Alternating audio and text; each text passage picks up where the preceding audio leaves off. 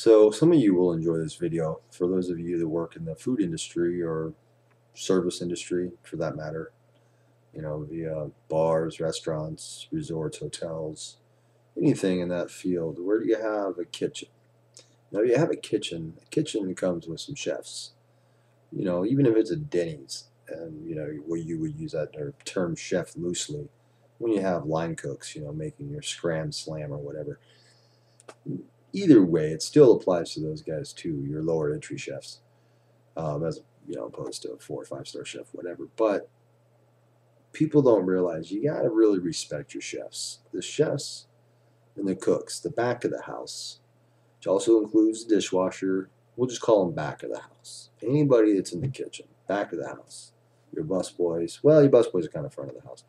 But yeah, definitely your chefs, your dishwashers, your prep cooks, all those guys. You got to understand, these guys work 2 or 3 times harder than people in the front of the house, which are your servers, your bartenders, your hostess. And unfortunately, society deems it not worthy to tip the back of the house, typically, unless you're into sushi like myself. And as a sushi chef, we take a percentage of the sushi tips. So we do get tipped out, but that's not standard. Most chefs do not get tipped out. They get a flat hourly pay, or if they're a head chef, they're usually on salary of some sort. But it's not common. So the servers in the front of the house get kind of high and mighty and tend to kind of disrespect the back of the house. Although the back of the house, if it wasn't for the back of the house, there'd be no food. Hence, there'd be no restaurant. Hence, there would be no servers.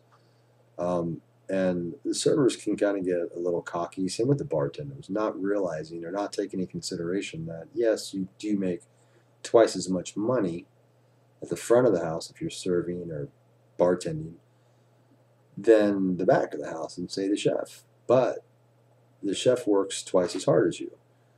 And a server and a bartender, those jobs are a dime a dozen. Everybody wants to be a server or a bartender because the tips are good. You can make a decent living, as a server or a bartender in a reputable restaurant or decent restaurant. But a decent chef that's willing to stick around is hard to find because it's fucking hard work. It's a lot more than just cooking. A lot of cleaning, a lot of prep. It is hot. It's physically demanding.